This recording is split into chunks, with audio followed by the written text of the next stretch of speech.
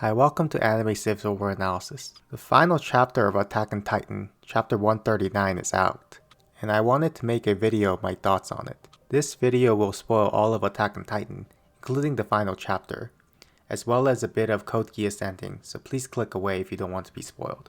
I know many people are confused, so I will go over my interpretation of the events that happened in the final chapter, and then answer some questions that people might have. Then I will end with my thoughts and criticisms of the ending. Some questions I will try to answer here are: what was Eren's goal? What did Ymir want? And what was the scene with the bird at the end? So please stick around until the end. First, I will begin with a summary of the events that happened in this chapter, as I interpreted it, so that we are on the same page.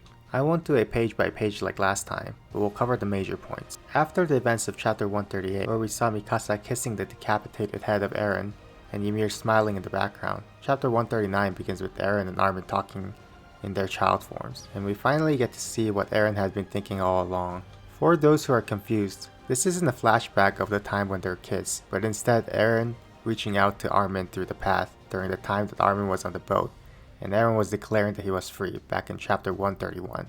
At the time, the scene where Eren was calling out to Armin and Armin was standing still didn't seem to make much sense, but this seems to have been the reason. They have a conversation about why Eren had to beat up Armin so hard back in chapter 114, to which Eren answers it was so that they could distance themselves from him, and then start to explain the true reason behind his actions. With the main point being that Eren wanted to take on the role of the villain so that the Alliance could stop him and become heroes, similar to the ending of Code Geass. We also find out that the rumbling destroyed 80% of the human population, and that the rest of humanity is in the shape to attack Paradis for now. Then they move to a scene with a volcano, a river of fire that is a scenery that Armin always wanted to see as a child. There they discuss the goal of Ymir, and we find out that Ymir was in love with King Fritz, and that she had been waiting for someone, and that someone was Mikasa. But we are not given a reason as to why it was Mikasa. I'll try to explain this later. Afterwards, we get a shocking revelation that because of fate, Bertold wasn't supposed to die back in chapter 1, and this led to Eren sending the Diana Titan to his mom instead to effectively start the chain of events that took place in the series. This also explains why we saw Bertold in the sea of Eren's memory fragments. Then Eren and Armin start discussing about Mikasa, and here we find out that Eren was the same Eren that we knew all along as a child, and we get to see his true feelings for Mikasa. Then Eren says that he wants to live, but knows that his sins cannot be forgiven, and accepts his fate of death. Then the scene ends with Armin thanking Eren for his actions, more to be explained later, and then Eren telling Armin that Armin will be the one to save humanity, which is a reference to season 3, where Eren was telling Levi that they need to save Armin instead of Erwin. Overall, I enjoy this part of the last talk between two friends as they age and fulfill the promise of seeing the different parts of the world. The volcano, the northern lights, the sea, etc. Even if it was for a dream. Then the scene cuts to where we left off at the end of chapter 138, with Armin remembering the memory as Eren had planned, and Mikasa holding the head of Eren. And we find out that the power of the Titan is wiped out from the world, and all the members of the Alliance start remembering their moment with Eren in the past, similarly to how Armin remembers, and we can infer that they had a similar type of one-on-one meeting with Eren with a heartfelt talk. And we see Levi with the illusion of the scouts, and for the first time we see Levi crying, as he knows that all their sacrifice has led up to this moment. Not gonna lie, this moment made me feel something.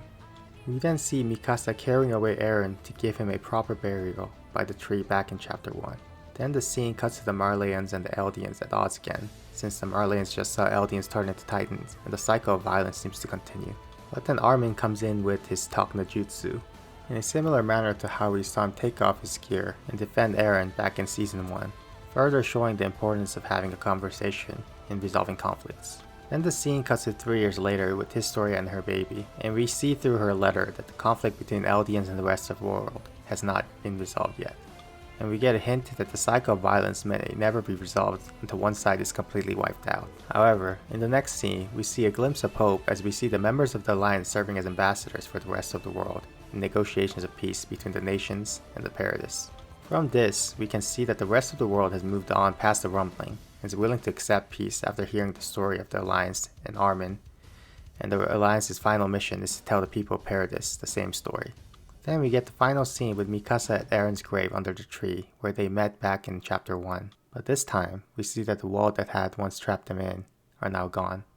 We then see that Mikasa has not gotten over Eren, just like Eren wished earlier. And then we see a dove pecking at the scarf, which reminds Mikasa of Eren, and the story ends with Mikasa thanking Eren for giving her the scarf. Well, that was my reading of the events that took place in the final chapter 139, and I will continue on with some commonly asked questions and my answers as I interpreted them.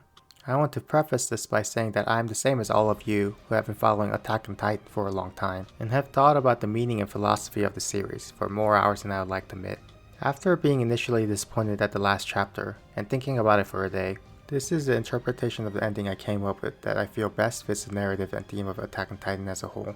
I know that this is a very charitable interpretation of the ending, and I wish that it ended in another way. But after seeing the backlash, I wanted to make something to try and explain the events in a way that at least makes sense. First question. What was Eren's goal? Why did Eren start the rumbling? Why did Eren make Diana eat his mom? While Eren explains to Armin that his goal was to take the role of the villain so that the Alliance could be heroes, and this is true, I believe there is a deeper reason for his actions. To explain this, I must first explain a couple things. From this chapter, the way I understood the way time works in the series is a fixed timeline where the events are predetermined and the actions that Eren takes cannot change the events that he foresaw. The reason being that Eren saw those events through the power of the attack/founding Titan, and one's scene cannot be changed similarly to how time works in Steins Gate.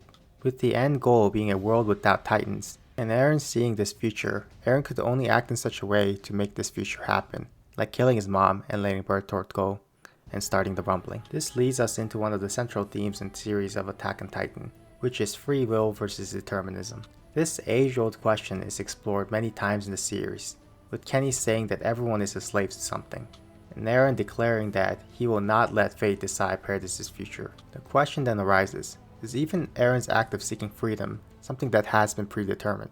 I believe the answer in the series is yes, and the reason for this is because Eren foresaw these actions. However, this also means that without the ability to see the future, i.e. a world without Titans, we can create a world where things aren't predetermined, and people are able to make decisions out of their free will. In here lies the great irony, that Eren, while being a slave to freedom and fate, is also the liberator for Eldians from their fate. And through his actions, Eren was finally able to reach a world where nothing is determined, giving true freedom for his friends and the rest of the world. This also fits poetically with another theme of sacrificing something important for one's goals. In this case, was Eren's own life and humanity. What was Ymir's goal? Piggybacking on the previous question and answer, it is clear that to reach the future that Eren wanted where everyone was free, it was essential to receive help from Ymir.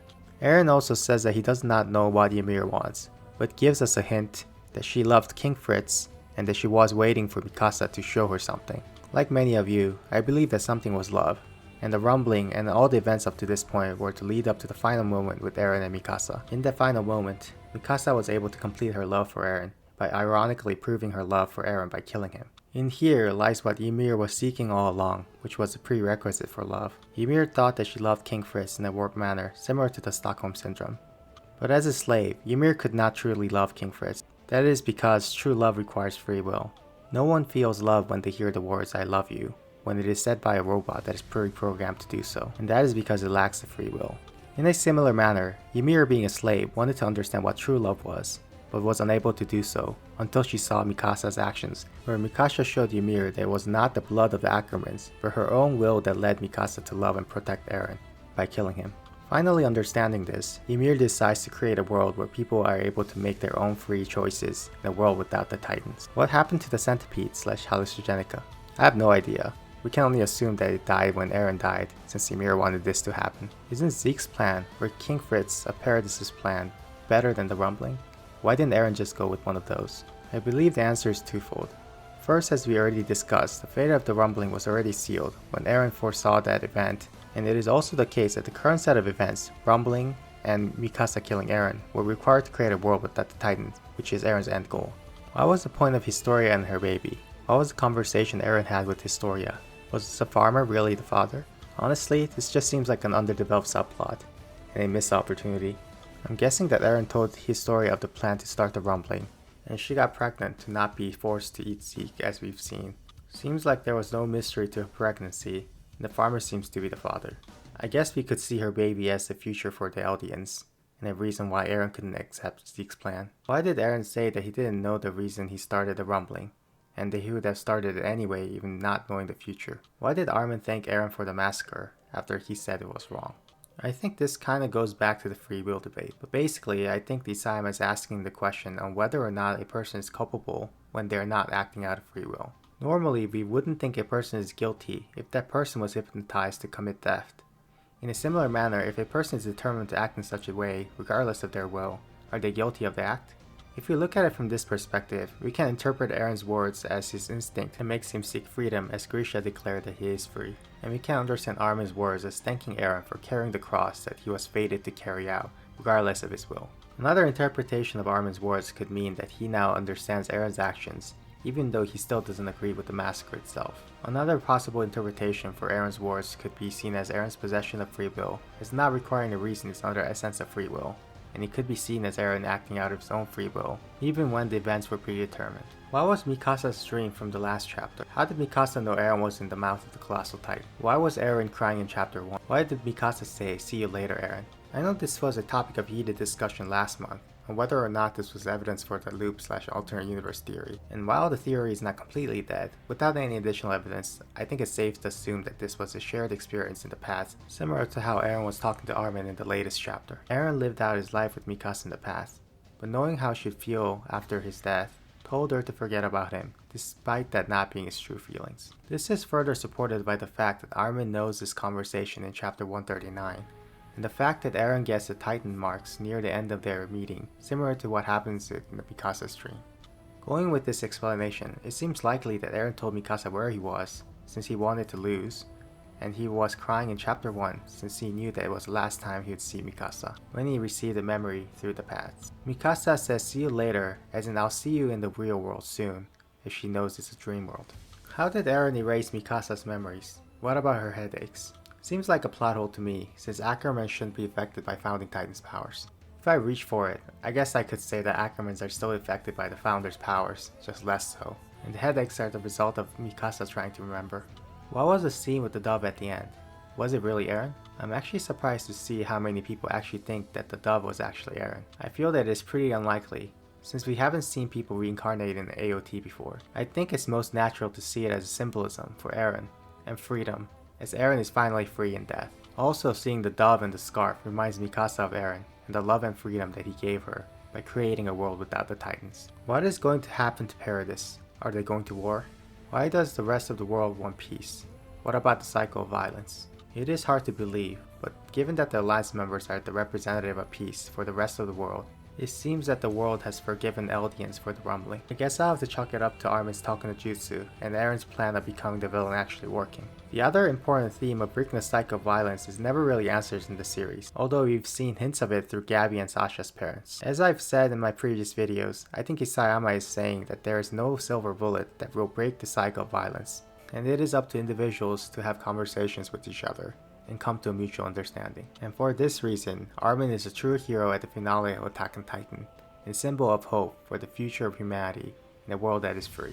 So how do I feel about the ending? I tried my best to share my charitable interpretation of the ending, but I can't help but feel that there was a better way to end the series.